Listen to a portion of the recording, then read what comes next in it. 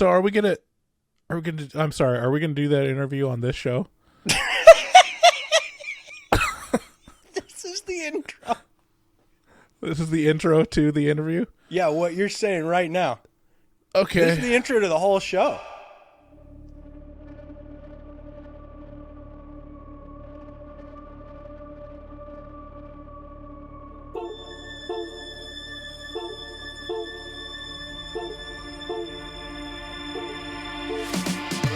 Is this a metal thing? Yes. Little taste. David, what is this? It's pretty thick. Great. I have to kill a lot of people. Just tell me what you want me to vote. I have big tits and a tiny man.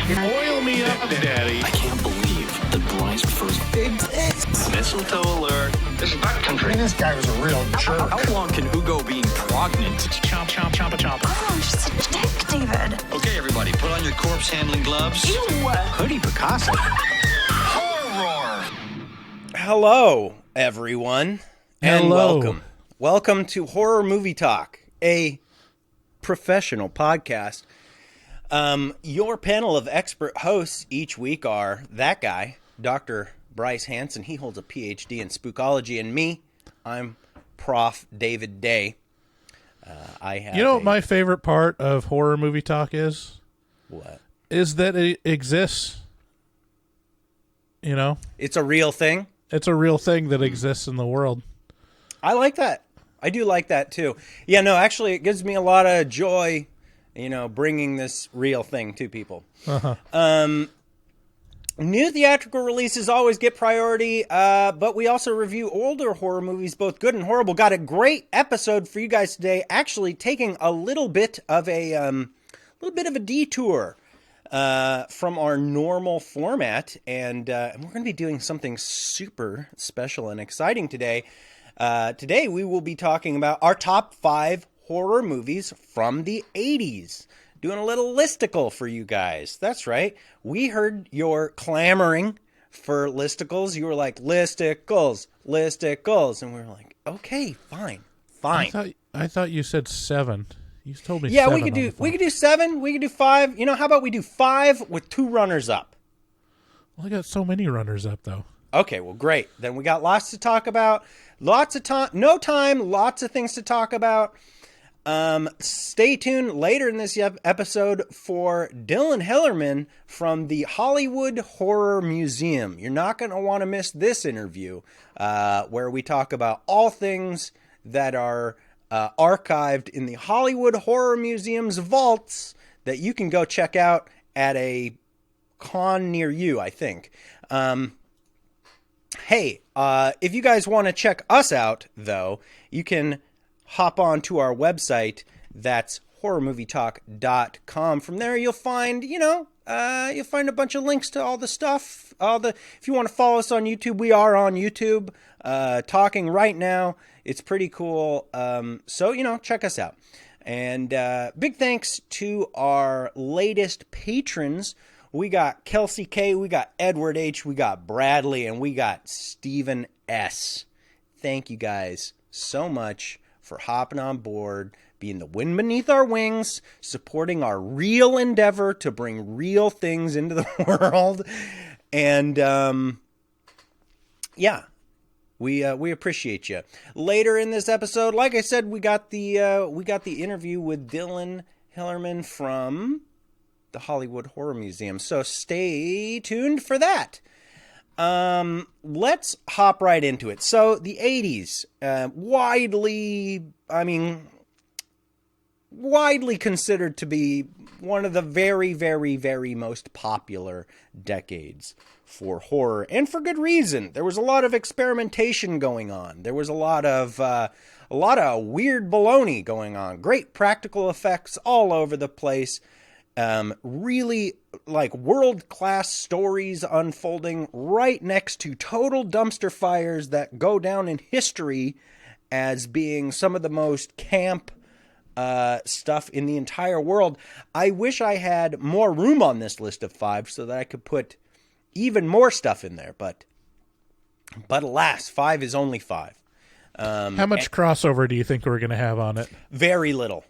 Really? Oh yeah, I don't think you and I are going to have it. Maybe one, maybe two. Okay, cool.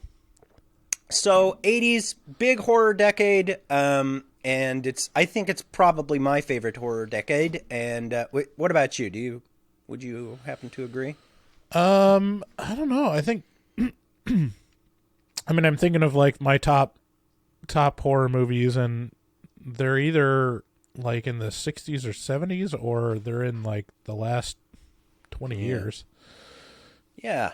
I don't have as much nostalgia and like great feelings about the 80s. I mean, I've just looking at my list, like almost all of these I've watched like in adulthood. Like I didn't grow up with them. But yeah, lots of great stuff. Yeah.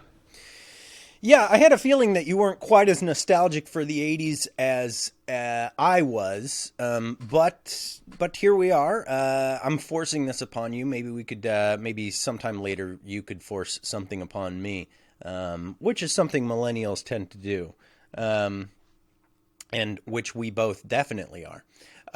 So I don't have mine in any particular order. Do you have an order to yours? Yeah, I have it in order. Okay, it's just too hard for me to order them, so I'm going to go out of order and just say these are just my top 5. Okay. So let's start with you with your number 5. What do you got? Okay, number 5, I've got Hellraiser. I knew you were going to have this on your list. And go on. I mean, it's so unique, and in terms of like what you associate with the 80s in terms of practical effects, I think it's probably one of the best examples of how far you can go with the gooey effects. The story is simple but disturbing, and like it's got that real, dark S&M undertone, and really feels like it could only exist in the 80s for some reason. Yeah, it is a uniquely it's oh man, now I'm spacing on his name. Who's the director? Clive Barker. It's a uniquely Barker feeling that is super hyper present in Hellraiser, but is present throughout his movies, and that weird sexual where you're just kind of like, yeah, I am horny, but why? I shouldn't be. Like it's a weird sort of thing, and I think it's maybe one of the most solid entries in the practical effects department that you can point to, and I think it's pretty well agreed upon that it's a slasher, but it's definitely the headiest slasher there is. Yeah. Yeah, I wouldn't classify it as a slasher. I mean, there's a lot of deaths in it, but it's not. I don't know. I almost feel like a slasher requires like the villain to chase after people, and this is more of like a spider's web situation. But I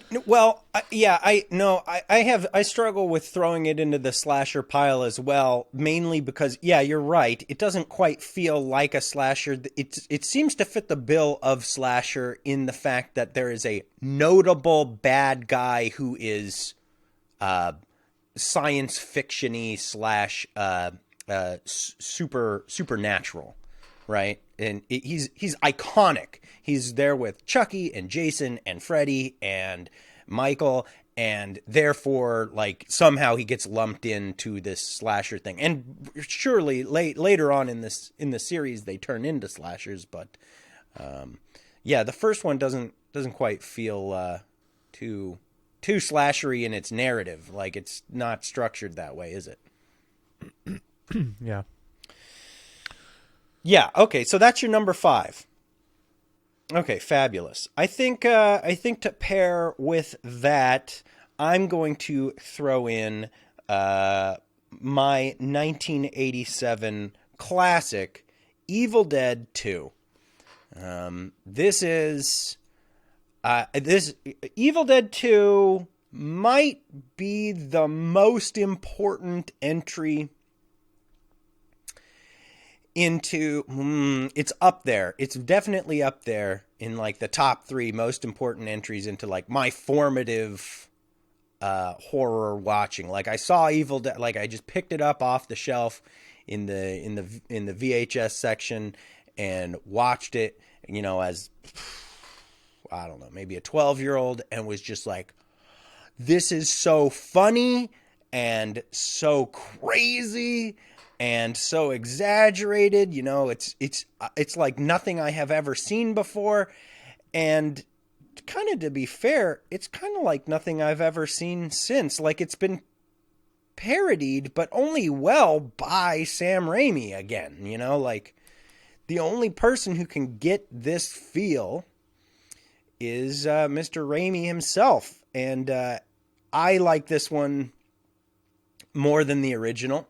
I like this one more than Army and the remake. This, to me, is Evil Dead. I really, really enjoy this. The practical effects, the fire hydrant of blood, the when he shoots the wall and the hands running up the wall, inside the wall, he shoots it and a little driblet of blood comes down, and then he's sitting there and he's like, and then the fire hydrant hits him. I was just like, there's nothing better than this in the whole world. This is the best. Okay, my number 4 is The Fly. How do you feel about Evil Dead 2? It's great. I mean, we did a review on it. Okay. Like, I can't. I mean, it's not like, it's not formative for me. It's fun, and like it's super influential. It's just like, I think my scoring or my top ones were ones where I think about a lot, and for some reason I just don't think about Evil Dead that much. You're just not terribly important to me. Okay, well, let's continue with your list. All right, number 4 for me is The Fly, which we just recently reviewed. So the Jeff Goldblum, David Cronenberg directed Fly. Yeah, I think this one just stands out. Again, like in terms of like practical effects, it's one of the most impressive physical transformations. And it's not it has the story behind it and the character behind it to sell it, which I think is the most important part. I think a lot of these practical effects vehicles really just kind of depend on people going to see the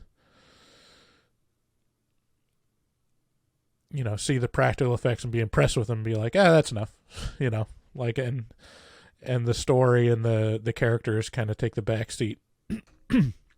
And this is just a really good example of that, of the effects being sold by the situation and the humanity within it. Yeah, it's kind of interesting with The Fly. It's not exactly boo scary. It's not like scary. It's horrifying. It's right. it's a dreadful concept come to life. Right. And it's like existential dread. Yes. Yes. And it's conceptually a very terrifying thought.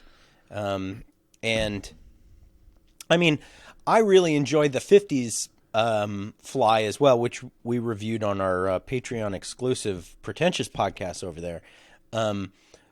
That was a formative one for me as a kid. And then to see it, the intensity of that cranked up to 11 with this Jeff Goldblum version.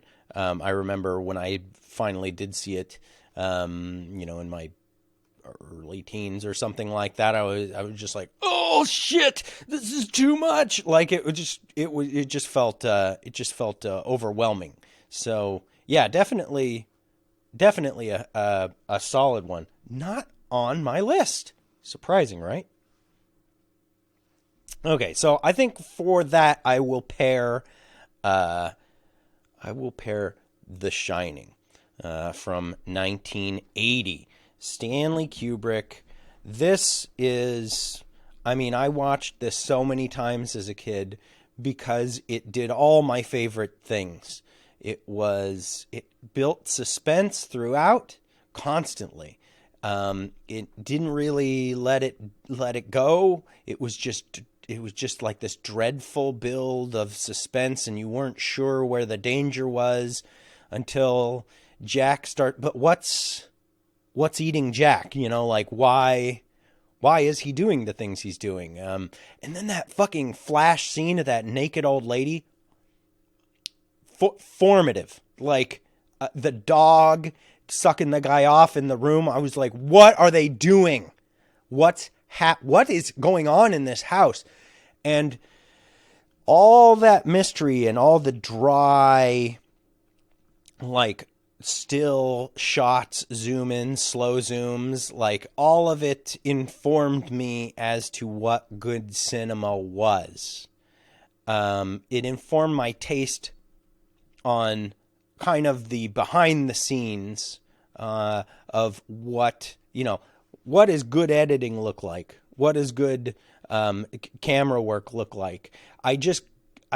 Now I realize looking back that this informed my taste in cinematography and editing choices worked.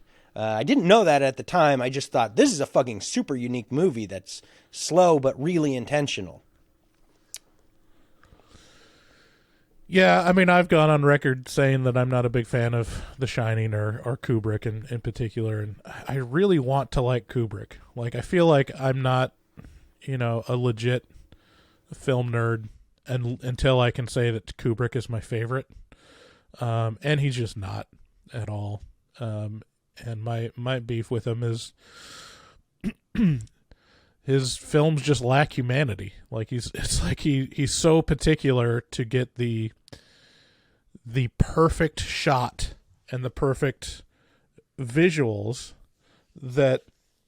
and like he does like a billion takes where it sucks the life out of the actors and you can see it in his movies. Like, and the exception is like people that can overcome it or are broken down in a way that Kubrick wants to be broken down. So this is one of the examples where that actually works, because I think Jack Nicholson, he loves acting and he'll just bring it every single time.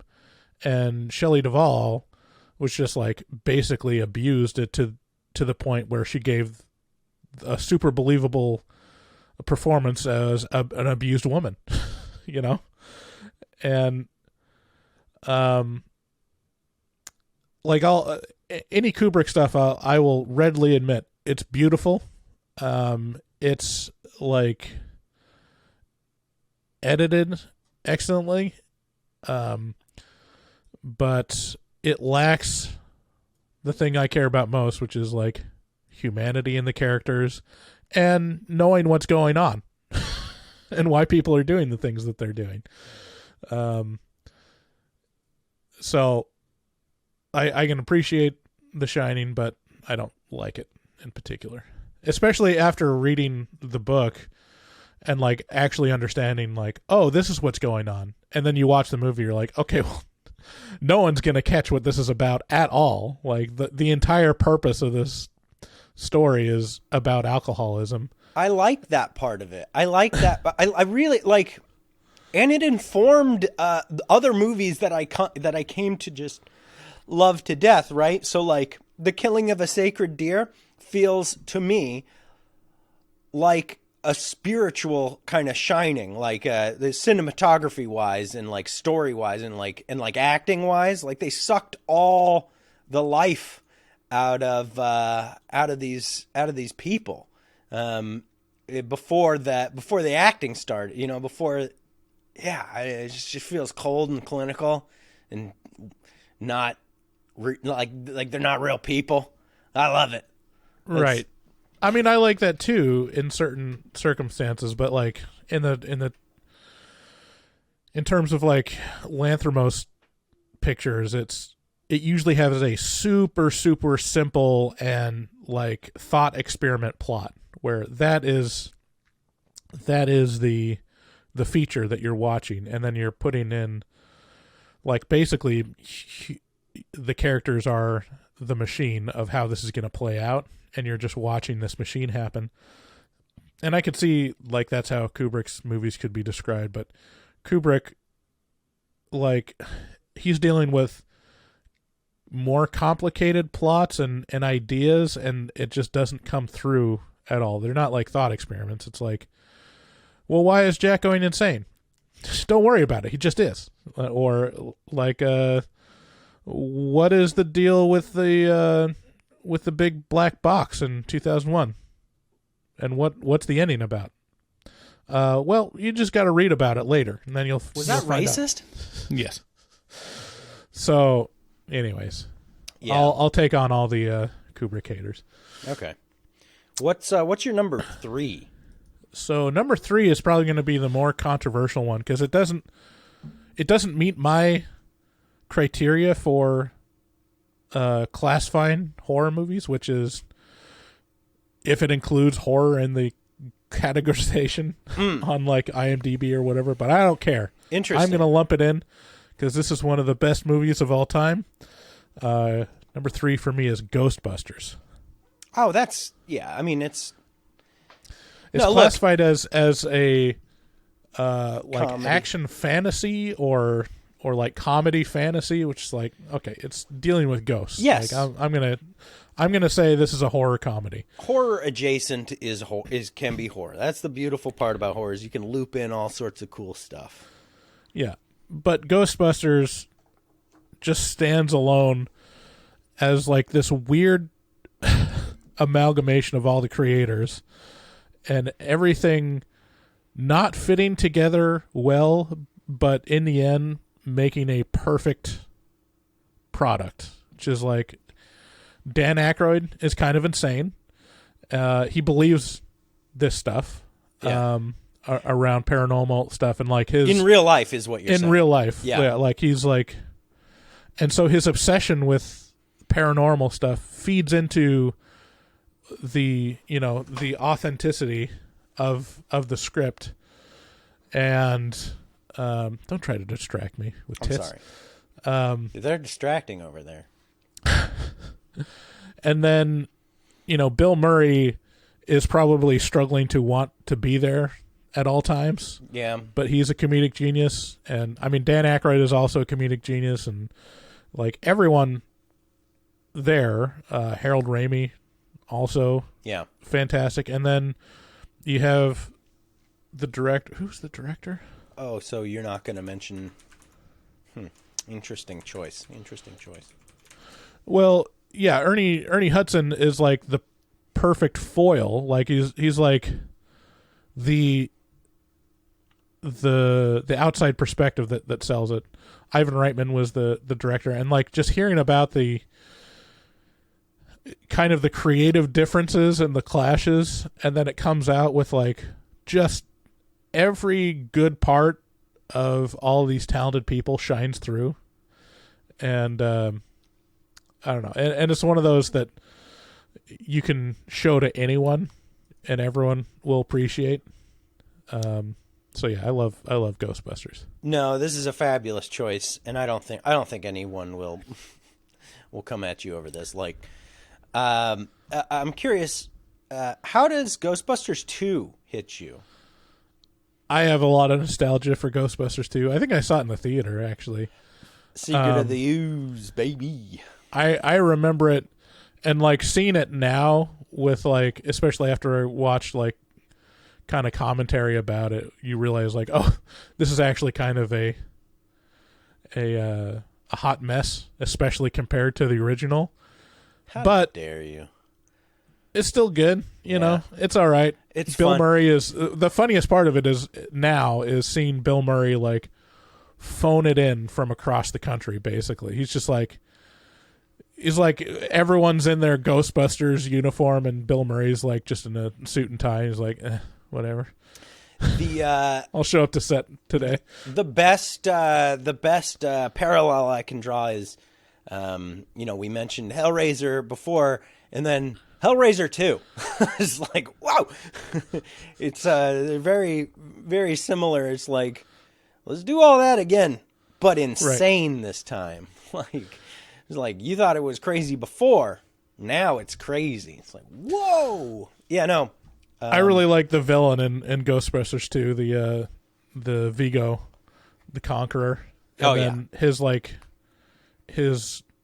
what's his name? I can't remember that actor's name, but he was in Ally McBeal and a lot of other stuff as a character actor. He's great in everything. Oh, okay. I'll look him up. Anyways, go. What's your? I'm going to pair this with a 1988 movie that we reviewed over on the Pretentious Only platform on Patreon. It's one of the most haunting movies I've ever seen. I talk about it all the time. It's The Vanishing. I believe it's a Dutch movie. It might also be maybe French. Like, there's a couple different countries coming together to pull this one off. And I'll say, like, I didn't know it existed before I watched it. And it led to me realizing that, I don't know, that the scariest thing is the stuff inside people, you know? Like, it so terrified me in, like, and it held off for so long. It was just such an enthralling story of a woman gone missing, and her husband trying to find her, and man, all the feelings are just right for this one. Like, there was so many great pieces of little cinematography thrown in, and symbolism that makes its way in there. And it's not super subtle, but it's also not untasteful. It's just a well-made and impressively interesting and scary movie. Will live in my mind forever, and I will watch it again. I'm excited to watch this again. How do you feel about The Vanishing? Yeah, I didn't realize that was for some reason I thought that was in the 70s. But yeah, it's 88. Mm-hmm. Yeah, I mean, I think that would have been on my list too. That was one where I figured we'd cross over maybe. Yeah. I mean, yeah, that's a fantastic movie. I appreciate how good it is, but it's not one that sticks with me.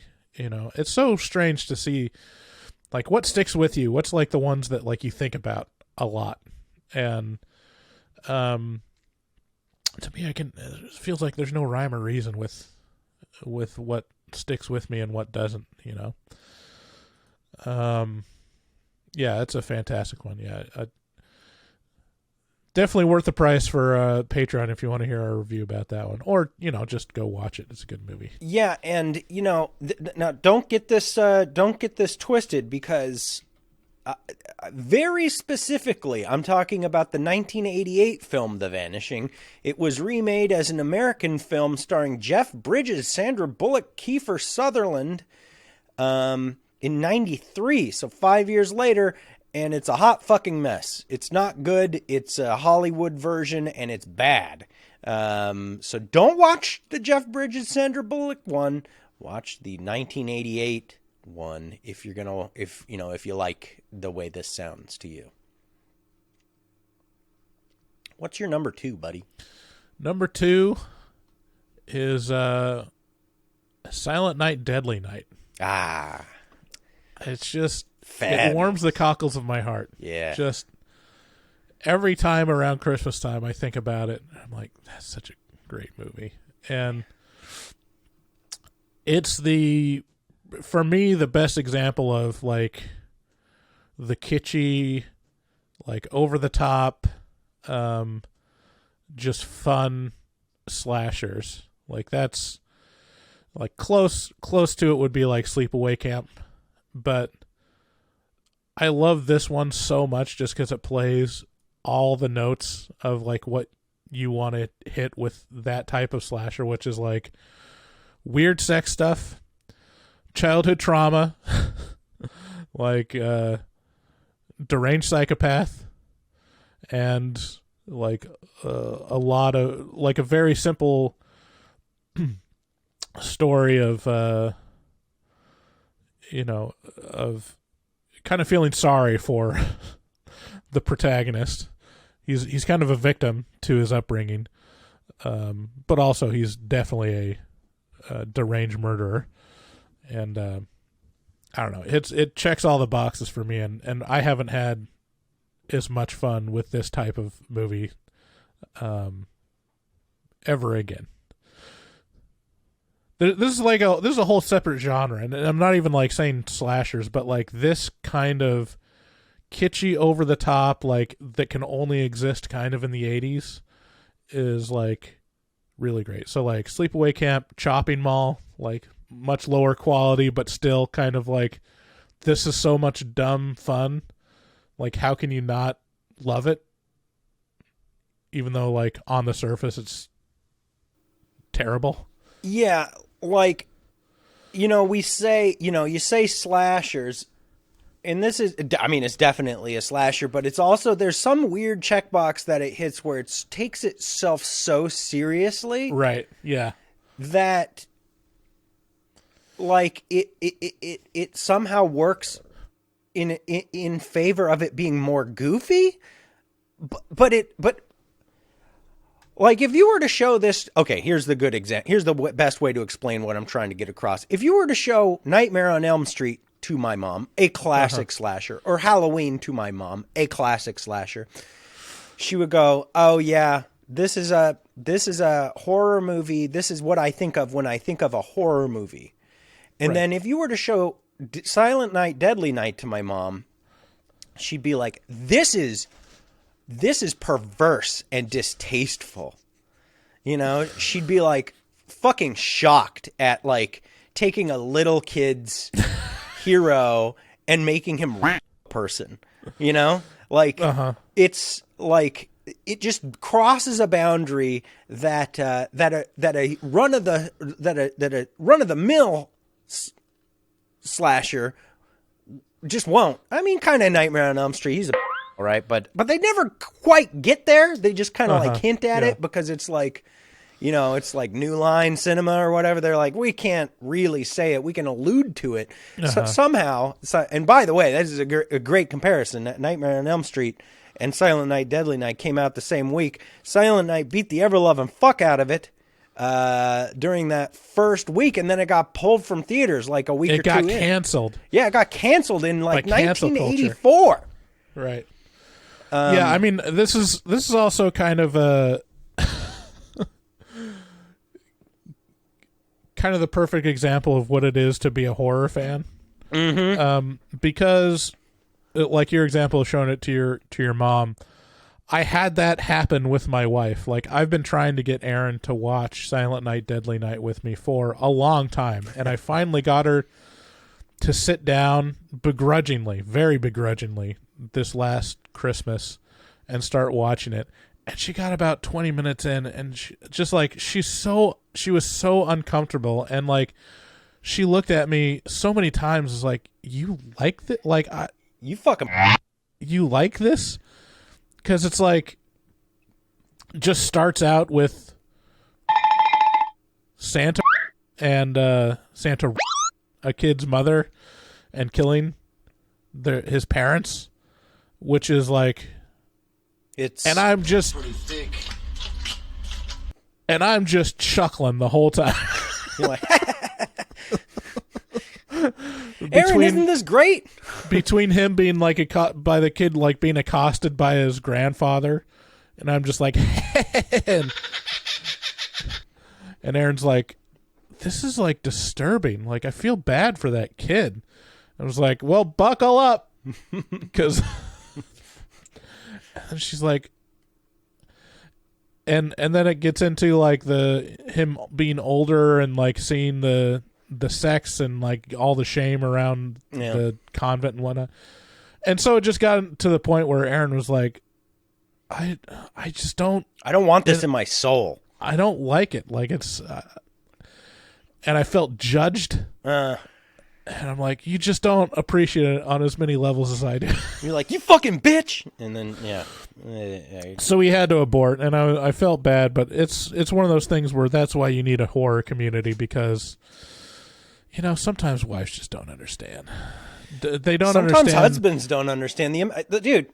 They don't understand the value of as entertainment. You know? I've said it a lot before. You just don't see the words coming out of Bryce's mouth until they get out, and then it's like you see your imminent cancellation just coming down the tracks at you, hit you like a freight train. No, I want to say this. Like husbands, wives that don't get it. Yeah, we hear you, but I will say, like, in terms of like, for some reason, this made me think of like Ride or Die, right? Which is in terms of our fans. The ones who are ride or die, we have a healthy majority of male fans, but I will say that the ones who like really show up and show out with supporting the show are females. So a good portion of our Patreon is made up of women that are just the arguably bigger horror fans than any of the guys we got. So it is interesting how horror hits males and females differently. I'm going to pair with your number 2, Silent Night, Deadly Night. I'm going to pair Beetlejuice. 1988. Beetlejuice is, Carrie, when I told her my list, she's like, oh, Beetlejuice isn't horror. I was like, okay. I feel like some people might try and gatekeep that one a little bit, the way you were talking about with Ghostbusters. But he's the ghost with the most. He's a ghost. He haunts the house. It's horror comedy, but it is horror. It's not terribly scary, but it's the amount of talent going on in Beetlejuice is off the charts. Michael Keaton is my favorite character of all. We still haven't reviewed Beetlejuice, by the way. I love Beetlejuice as a character. He's the best. And I'm so glad that it's never been remade or had a sequel or anything like that. Winona Ryder was my biggest crush for my early years. I love her. I love her in this movie. She built the goth bitch vibe into my head of like, I like these kind of girls. They gotta be brunette. They gotta be fair. They gotta be dark. Look, Gina Davis is in it. I mean, young Alec Baldwin is. It's hard to tell he's even Alec Baldwin in this. It's so crazy. Oh, there she is, my princess. I love her. Catherine O'Hara, Jeffrey Jones, like, the cast is perfect. The way everything plays out is perfect. I still watch it and laugh every time. Whoa, sandworms. Yeah, right. Yeah, Me what's crazy, too. Come on, what do you got to do here? What's crazy is Michael Keaton's screen time in that movie is like 11 minutes. Are you serious? It's the heaviest hitting 7 minutes, 11 minutes. All right. It's perfect. like the movie is named after his character, and his character's only in it for like minutes. You know, it's crazy, and it still works. It's not like it doesn't have I mean, enough star power outside of him, though. Yeah, I mean, it's definitely the cast was fantastic, but also it's one of those things where it's the pinnacle of Tim Burton. Yeah, where it's like, this is what he could do. Right. You know, it's so particular, and there was like a sweet spot where he just really was firing on all cylinders. And then the 90s and the 2000s happened. You're like, oh, I miss Burton of the 80s, you know? Yeah, Alice in Wonderland, and it's like, dude, you did fucking Beetlejuice and Edward Scissorhands. Right. Like, what are you doing? Yeah, Beetlejuice is like also very, very much of its time, too. That could only exist in the 80s. That's true. Super influential too. Like, I mean, they just ended their run of the Beetlejuice musical, and they're going to be like touring. So there's like, it's still in the zeitgeist. It's a very impactful movie. Yeah, it's hilarious. Like, and it turned me on to like the dance scene where they're all dancing around the shrimp cocktails.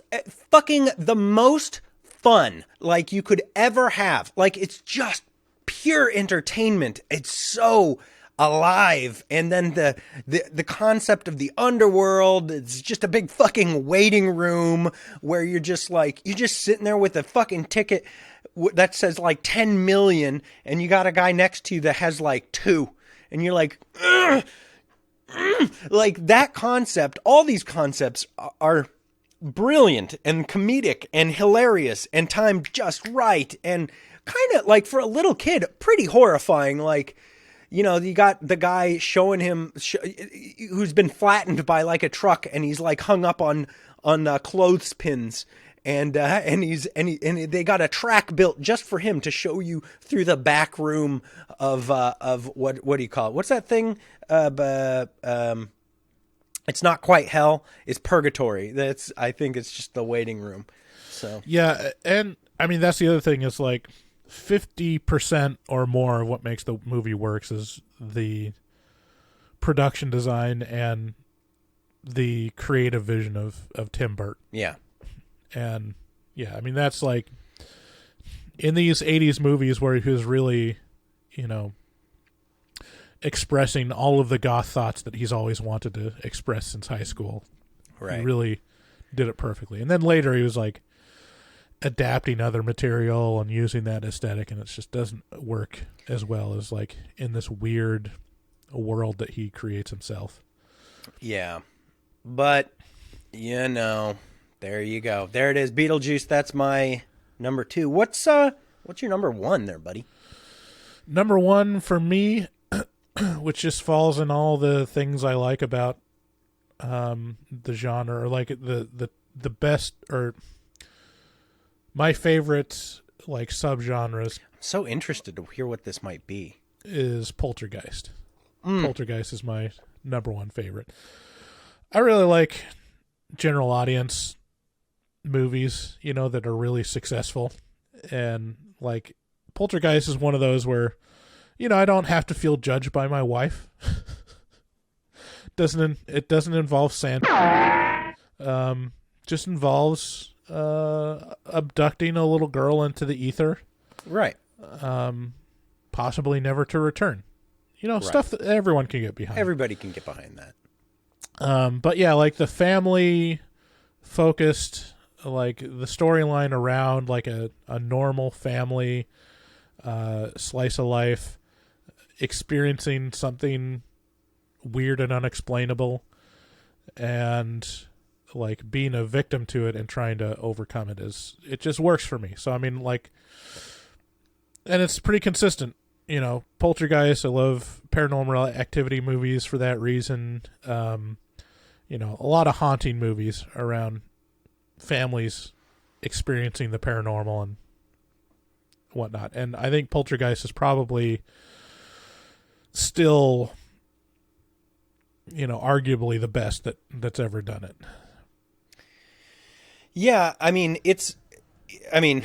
look, it is a world class, especially for its time. Wasn't it the early 80s? What year was it?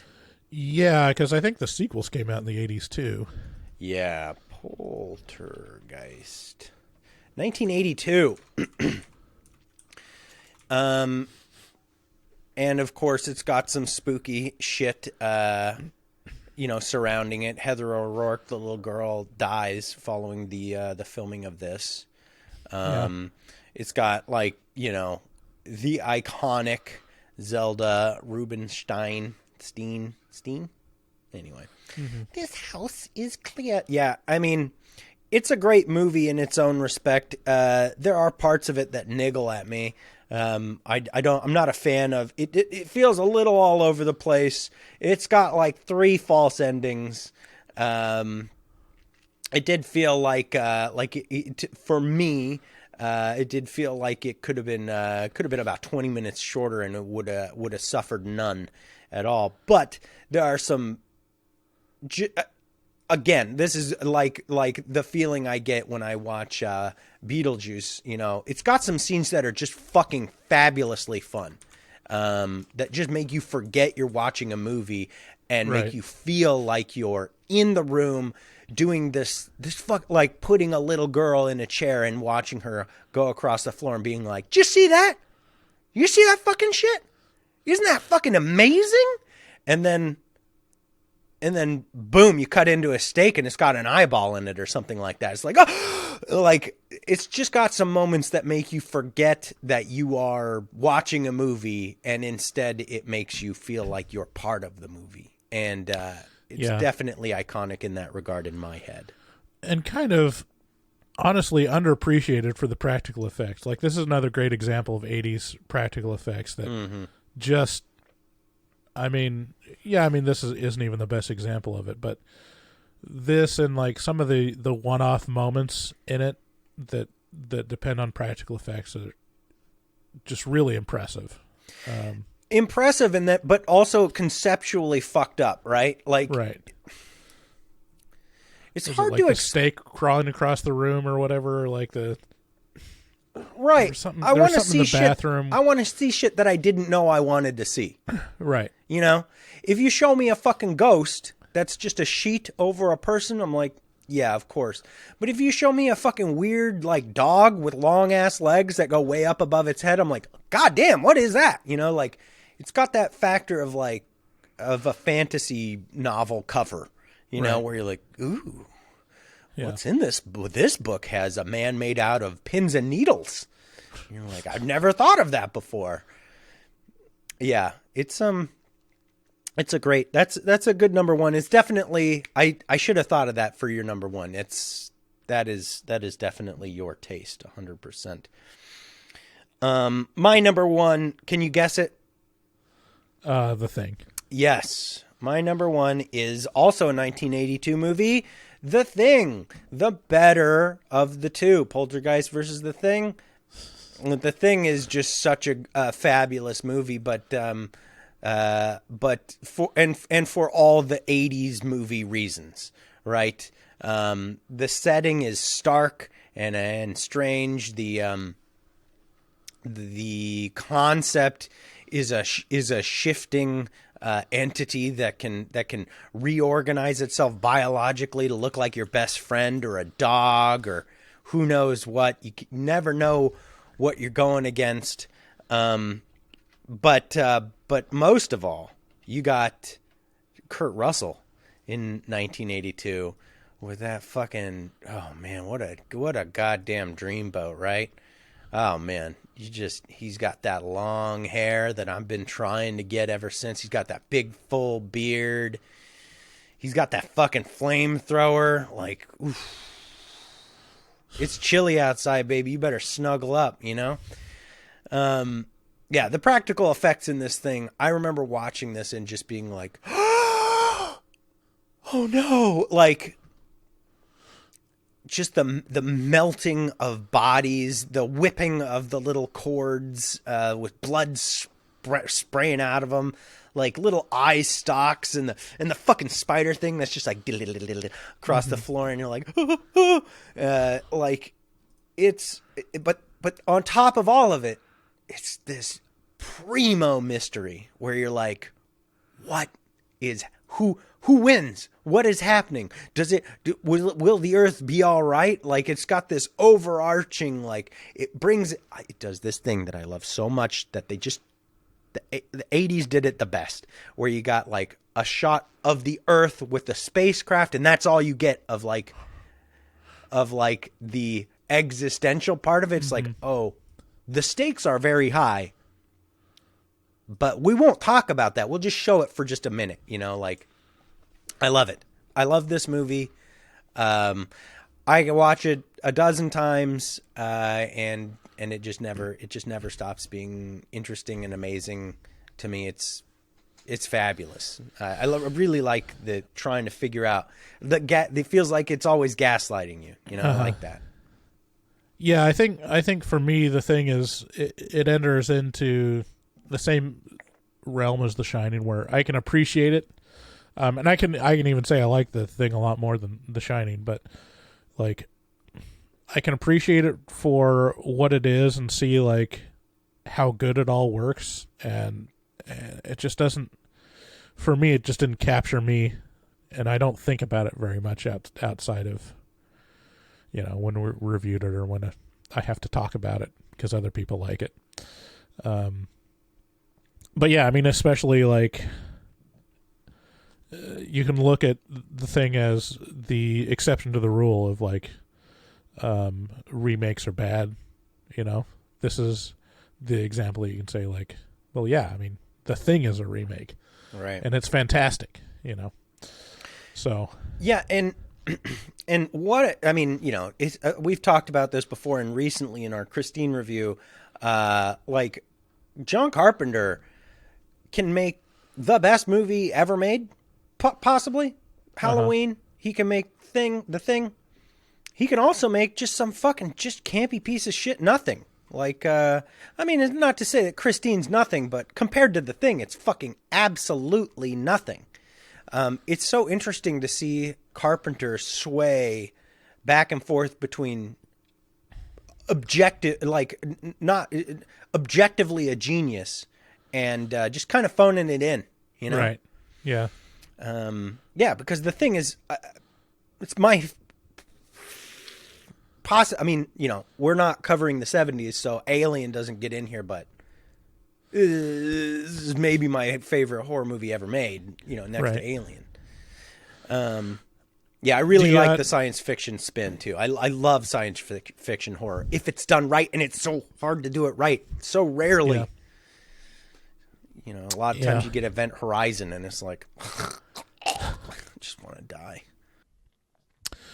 Well, it'll make you feel better. Here's a loop of Winona Ryder running down some stairs. Oh yeah. Oh, glorious. Boy, if there were ever a reason to subscribe to our YouTube, this is it. That's from Dracula. That's not an 80's movies, but you get the point. Why not? You get the point. Bryce is over here horny Googling. Wow. Well, I was looking up Winona Ryder. And no, I know you were. Yeah, I'm sure you were. I'm not going to not show that. What are your like? Well, I just went. What are some of your runners up? You mentioned Alien. I almost put Aliens on there. Oh yeah. And another for like paradoxically, I look at that. I'm like, yeah, it's not really a horror movie though. I'm gonna allow it. It's as much as Ghostbusters, but for some reason, it's like Aliens is so much an action movie. Yeah. That it's hard to like say it's my favorite horror movie. But yeah, Aliens is great. We mentioned a lot of my other ones, so I in my runners up was Beetlejuice, Sleepaway Camp, Chopping Mall. The ones that I didn't mention were Henry, Portrait of a Serial Killer. Oh yeah, I forgot about Henry. That really stuck with me and is a great, probably one of the best serial killer movies out there. Yeah, still. and super disturbing. Goes hard. And then the other one that I feel deserves an honorable mention is Little Shop of Horrors, which is probably still the best horror musical. Yeah, I think that's. Oh well, I mean, it's definitely top 2, top 3. You know, in terms What of would be your other ones? I mean, you know, I don't particularly enjoy horror musicals, so I'm the wrong person to ask about that. Like, I don't love it. I guess but, technically Phantom of the Opera would be considered a horror musical. It's a horror story. I mean, if you're just talking about if you're just talking about like popularity wise, probably Rocky Horror, right? And again, is that horror? No, you know, there's not real. You know, I mean, there's like fucking what's that? The Barber of Fleet Street or whatever the fuck. Oh yeah, Sweeney Todd. Sweeney Todd. That's a very popular one. I hate it. I hate that fucking movie. Yeah. It like embodies the shittiest parts of Tim Burton's. I think that's Tim Burton, right? Yeah. It's just like, here's Johnny Depp again. Never seen this fucking movie before. This time he sings. It's like, okay, don't care. But yeah, Little Shop of Horrors is huge. You mentioned Chopping Mall. I've seen bits and pieces of this movie. Defend yourself. It's like, in terms of video store rental horror movies that are like B movie, but just delightful, it's hard to beat Chopping Mall. Like, it's a fun ride. It's objectively terrible. Like, it's not good, but it's what every, you know, Full Moon production or, you know, one of these straight to video movies wants to be. I don't think it was straight to video, but it feels like it was. And it's just fun. And it feels very 80s, like the robot that seems like the most it's like the best they could do with robots in the 80s. Yeah. And it's the most like non-threatening design in the world. Yeah. And they're trying to convince you that it's deadly. And you're like, yeah, but you could just, you know, tip it over and it'd be fine. Yeah. Like literally just tip it over. Just give it a push. Right. Pour water on it. They weren't, you know? Pour water on it. Yeah, no, I've seen bits and pieces of it, and it is exactly as you describe it. I'm not coming at it or anything like that. I just want to hear the good parts. Yeah, my runners up are The Evil Dead, from 81, Gremlins from 84, crushes. Like, I had a hard time keeping Gremlins off of this list. Big time. And then you mentioned already Sleepaway Camp and Silent Night, Deadly Night. So, all the things you said about Silent Night, Deadly Night, I have feelings about. But hey, Bobbery Bob, and the fucking goofy parts of Sleepaway Camp are so endearing. Like, it's just, and the horrible transphobic ending, the big swinging dick, the big face. Like, I'm there for it. I'm there for it. I love it. Let's see here. Child's Play. I really fucking enjoy Child's Play. It's a scary slasher. It is a scary slasher, and I like it because of that. Let's see here. Yeah, that's the kind of the long and short. Oh, there's one I didn't actually. So I actually hang on. Let me 6 and 7. Add one more to this. Basket case. Right. I didn't mention my 6 and 7, which would be honorable mentions too. Actually, we talked about The Thing, which was number 7 for me.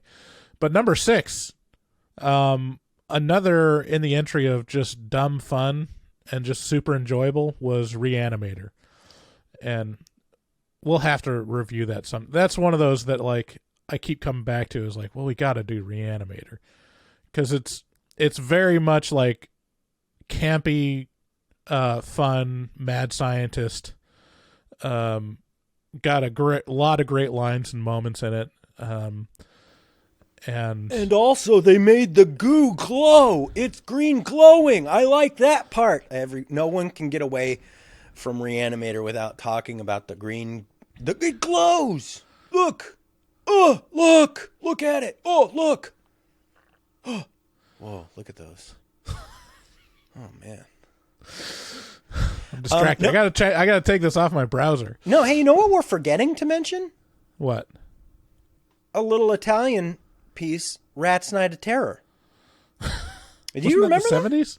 Yeah, no, it's 84, dude. I know how it looks.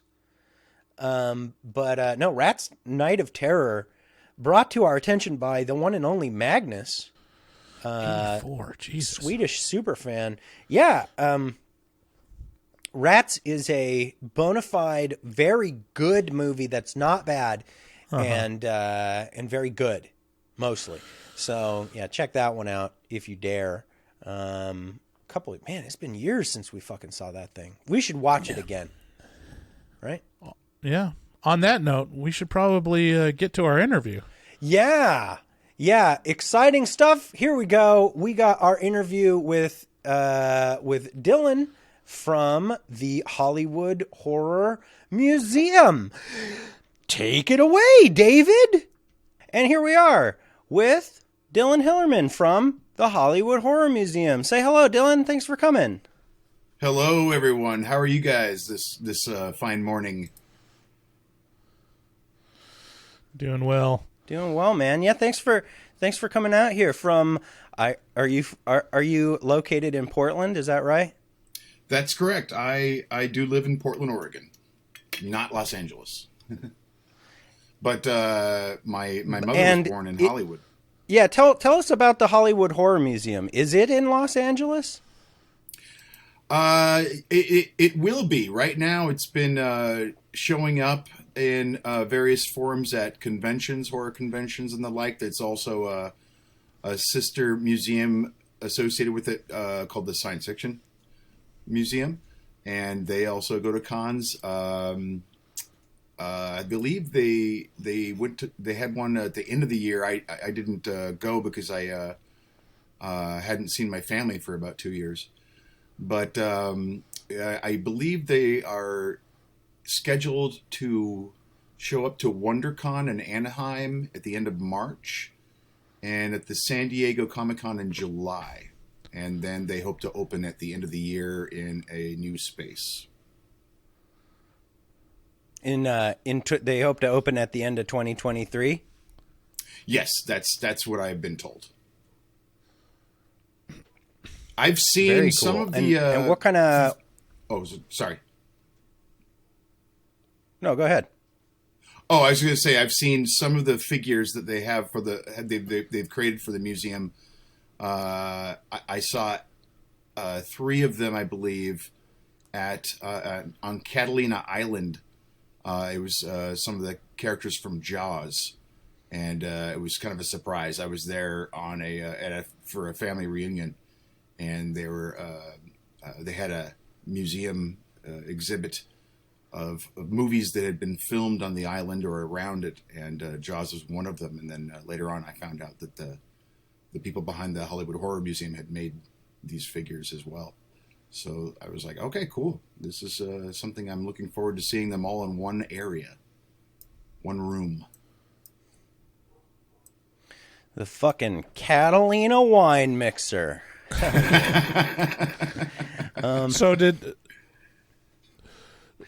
So did the Hollywood Horror Museum, was it open before and then it had to shut down due to COVID?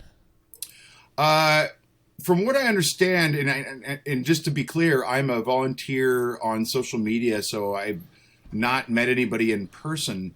But I've been keeping in touch with the Hollywood Horror Museum because I was an early donor.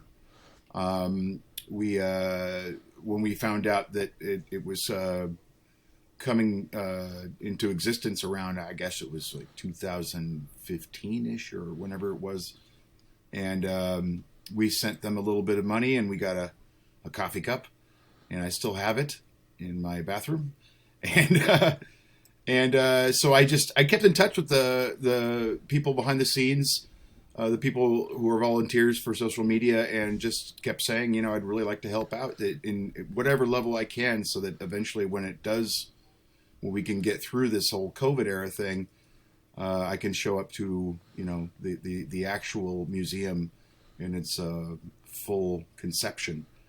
And so that's what I've been just sort of been like a cheerleader in the background is where I'm coming from.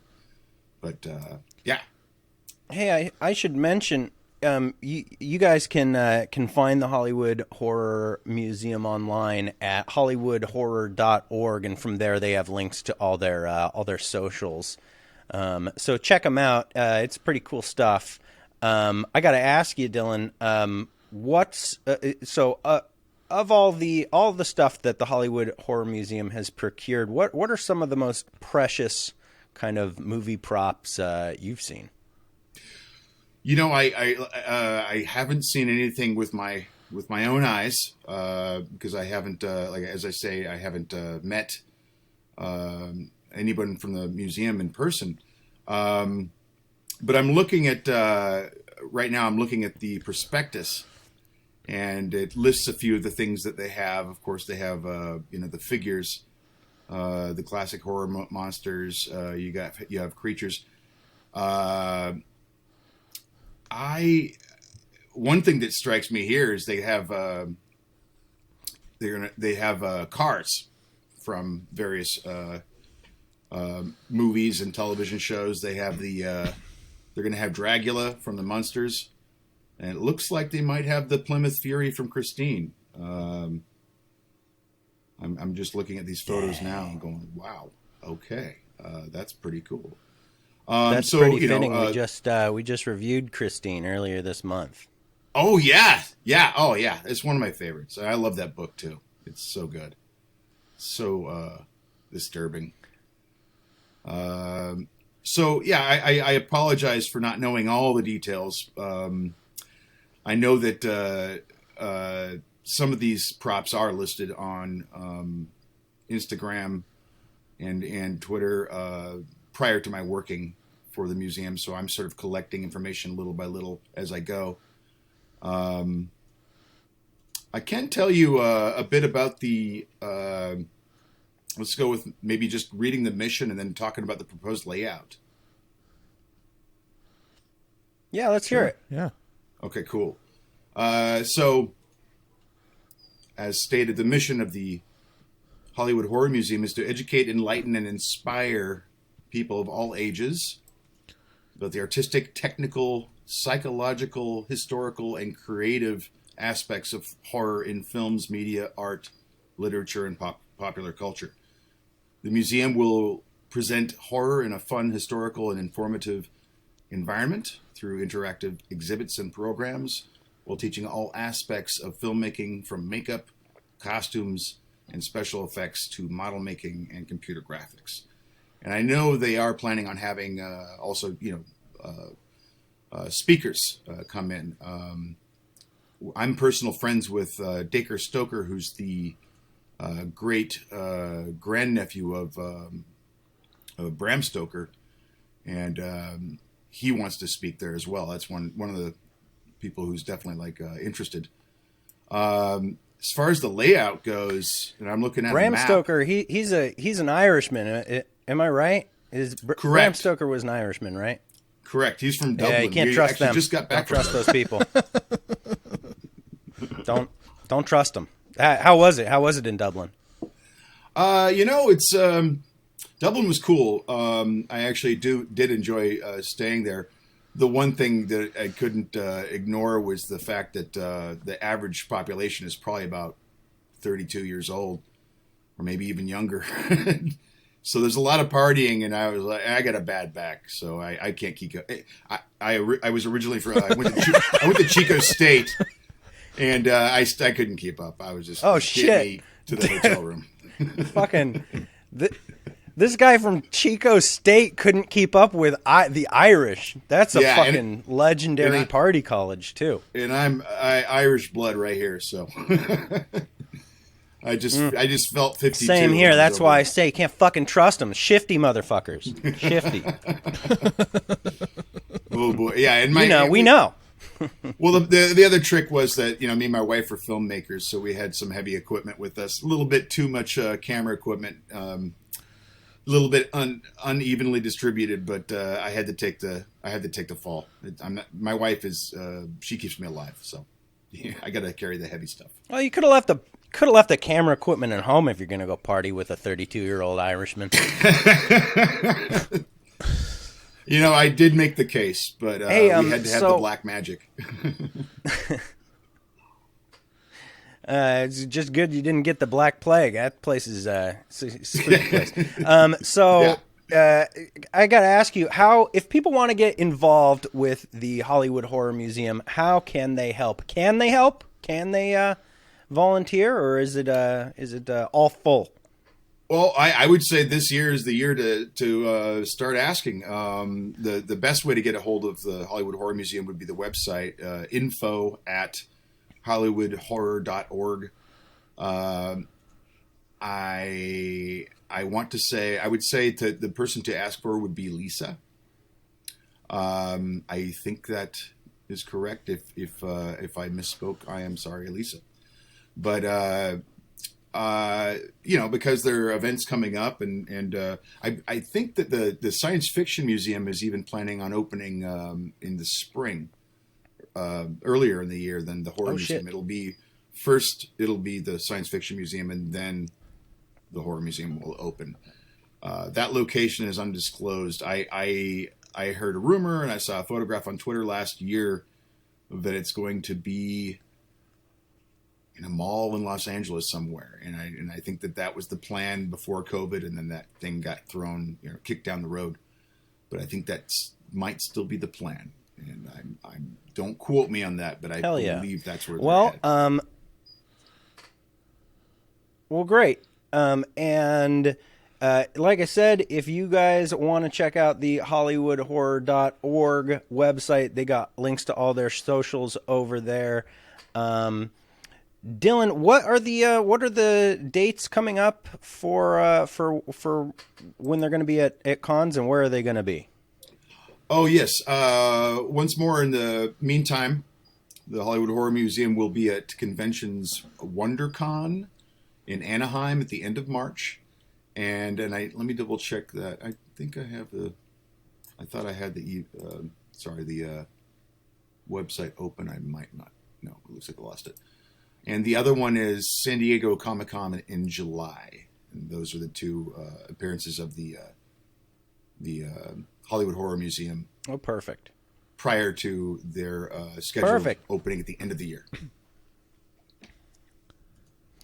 There it is. You guys check them out. Thank you so much for showing up today, Dylan. We really appreciate it. And check them out on social media. We'll see you later, Dylan. Hopefully we can have you back. Thank you, David and Bryce. Thanks for having me. I also like to say that I run a horror film festival in Portland, Oregon, and the Horror Museum gave me permission to plug it a little bit. This is our 15th year. Oh, nice. Yeah. Go ahead. Our horror filmmakers, we get about 20 or so a year more, and they make it in 3 days, the same weekend together, and we show them a week later on a Sunday right before Halloween. It's called Guignol Fest. It's named after an old French horror theater that a lot of horror films kind of took their inspiration from in the early 1900s. But that's guignolfest.com. It's a French word. Could you spell that? Yes. GUIGNOLFEST.com. Grand Guignol is as I said, it's a French theater. It was started as a crime theater, and it turned into all the stuff we love. All the scary stuff. So that is going to happen. Is there a date for 2023 or location? I believe so. For when that fest is going on? Let me double check my calendar here. Boom. March. October. It looks like I'm going to say it looks like we're probably having our show on the 22nd of October. That would be no, you know what? Ooh. I might be wrong. That could be the 29th. But it's a Sunday. It's always a Sunday. It's either the 22nd or the 29th. Yeah. Thanks so much for stopping by, Dylan. Yeah, thank you so much. Yeah, thank you. Yeah, take care. And that was our fabulous interview with the Hollywood Horror Museum. Check them out at the places that I already talked about. You guys, thank you so much for sticking around. Meow through this episode. We really appreciate you and everything you do. You know what? If you like this podcast and you want to support it, we really appreciate that. This is a free show. It's not free to us. It's free to you. And we can any support, we got a lot of mouths to feed over here. So any support you can give us helps us out. You can do that by heading to our website, horrormovietalk.com, shopping around on the shop, using our Amazon link at the top of the page to do your shopping on Amazon. A little bit of that goes to us. And, of course, supporting us on Patreon. You get access to tons of digital content over there that we upload new every single week. It is awesome. So check us out. If you want to get a hold of us, tell us your opinion on, when you go to the Hollywood Horror Museum and experience all of the things that they probably have. Call us at 682-253-4468. We love ya. Bye-bye. That's a pet check bounced. My children need a way. How do we play this out? Here we go. Is it this? That's not it. Make every day a celebration of your love. Surprise. Yeah, do it. What's the, oh, here it is. Good day, sir. Good day, sir. You lose. You get nothing. Is that a raincoat? Yes, it is. I just took a stroll through the scraggly woods. He had no face. Horror!